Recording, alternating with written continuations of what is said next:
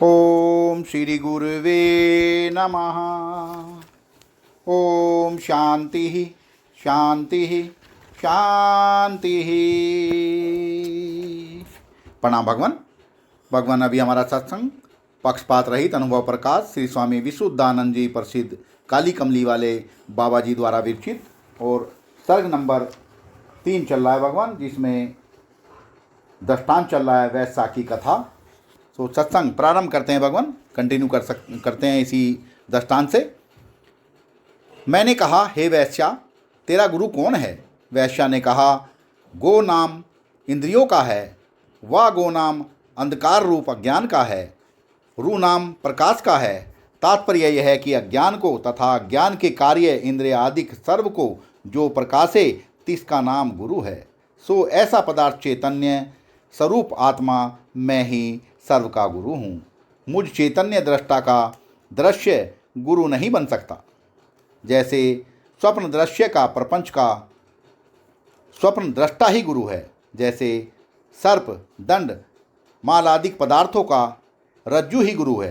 हे पराशर, मैं इस दृश्य का दृष्टा गुरु हूँ। ऐसा भी मैंने मुमुक्षु के समझाने वास्ते कहा है। नहीं तो मैं आदित्य हूँ। मुझ अमांग मनस गोचर में गुरु शिष्य कल्पना नहीं। जो गुरु शिष्य कल्पना माने भी तो मैं चैतन्य आत्मा ही सर्व नाम रूप दृश्य का गुरु हूँ। मुझ चैतन्य का अन्य कोई गुरु नहीं। स्वप्न प्रकाश होने पर भी अन्य माने तो अन व्यवस्थादिक दोष की प्राप्ति होती है। हे पराशर, भजन गोविंदा का निरूपण कर। मैंने कहा, भजन यही है, न तू वैश्या न मैं पराशर, एक गोविंद ही है। जैसे न घटाकाश न मठाकाश, एक महाकाश है। मैंने कहा, हे वैश्या, तू कौन है? कहाँ से आई है? कहाँ जावेगी? वैश्य ने कहा, जो तू है सो ही मैं हूँ। जहाँ से तू आया है तथा जहाँ जावेगा मैं भी वहीं से आई हूँ, वहीं जाऊँगी। जहाँ तू रहता है वहाँ ही मैं रहती हूँ। जहाँ से तू जन्मा है वहीं से मैं भी जन्मी हूँ। जो तुम्हारा हाल है सो ही मेरा हाल है। विलक्षण नहीं, इससे तेरा प्रश्न हास्य का आस्पद है, परंतु भजन गोविंदा का कर।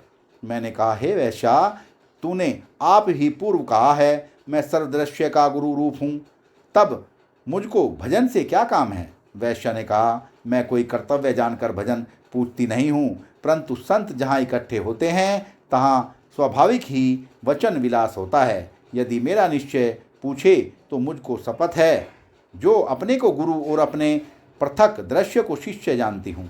मैं आदित्य नारायण हूँ, मुझ में द्वैत का मार्ग नहीं। मैंने कहा, हे वैश्या, तूने गुरु शिष्य की कल्पना क्यों की, जब तू अद्वैत है? वैश्या ने कहा, गुरु शिष्य की कल्पना भी कल्पना मात्र है। कहा तो क्या घाटा है, न कहा तो क्या बाधा है। हे पराशर, मिथ्या अहंकार को छोड़, जो मुझको स्वरूप की प्राप्ति होवे। मैंने कहा, तूने कहने मात्र को क्यों प्रमाण किया? वैश्य ने कहा, जैसे तूने कहने मात्र को प्रमाण किया था, परंतु क्या चिंता है? मृग तृष्णा का जल है नहीं, परंतु कहने में आता है। अवधूत ने कहा, तेरे कहने से भ्रम सिद्ध हुआ। वैश्य ने कहा, अस्थि भांति प्रिय रूप भगवान से जो भिन्न प्रतीत है सो भ्रम है। वास्तव में विचारती हूँ तो भ्रम भी कहाँ है, भगवान ही है। अवधूत ने कहा, तेरे कहने से जाना जाता है जैसे भ्रम है तैसे ही भगवान है। इसी कारण से तू वैश्या हुई है कि भगवान और भ्रम को सम कहती है।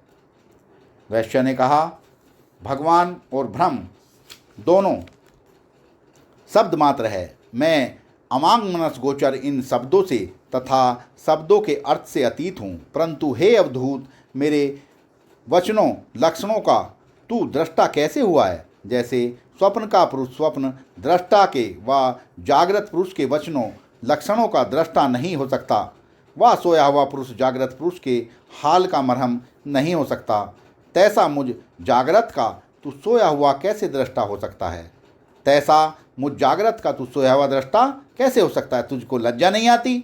अवधूत ने कहा, लज्जा आदि सर्व पदार्थों को बोए कर अवधूत हुआ हूँ। लज्जा किससे करूं? मैं आदित्य हूँ। वैश्य ने कहा, बड़ा आश्चर्य है, जो आकाश अपने में नीलिमा मान के नीलिमा के धोने का उद्यम करता है, तो हंसी का आस्पद होता है। हे अवधूत, सर्वपद अहंकार में है। जब अहंकार को तूने धोया, नाम त्यागा है, तो सर्व त्यागी है, नहीं तो कुछ धोया नहीं। जब तू कहे मैंने अहंकार को त्यागा है, तो सर्व कर्मों का धोना कथन चिंतन कौन करेगा? क्योंकि अहंकार से ही कथन चिंतन होता है, अन्यथा नहीं। अवधूत ने कहा, क्या करूं? वैश्य ने कहा, कर्तव्य से कुछ न कर, सम्यक अपने स्वरूप को जान। जो कर्तव्य प्राप्त हो सो मिथ्या है।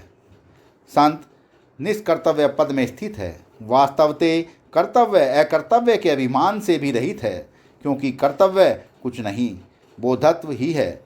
इससे नाम रूप दृश्य से दृष्टि उठाकर अदृश्य में दृष्टि लगा। पीछे दृश्यमान अदृश्य मान का भेद नहीं रहेगा। जैसे खांड के खिलौने के नाम रूप त्यागे बिना बालक को सम्यक चीनी बोध नहीं होता। सांगोपान चीनी जाने, पीछे खिलौने के नाम रूप त्यागने का कुछ प्रयोजन भी नहीं। सर्व चीनी का ही रूप है, खिलौने कहने मात्र है। अवधूत ने कहा, हे वैश्या, तू परमहंस दिखती है। वैश्या ने कहा, परमहंस अपरमहंस मेरे स्वरूप में दोनों नहीं। जैसे स्वप्न के परमहंस अपरमहंस स्वप्न दृष्टा के स्वरूप में दोनों नहीं। सत्संग को विराम देते हैं भगवान। प्रणाम भगवान।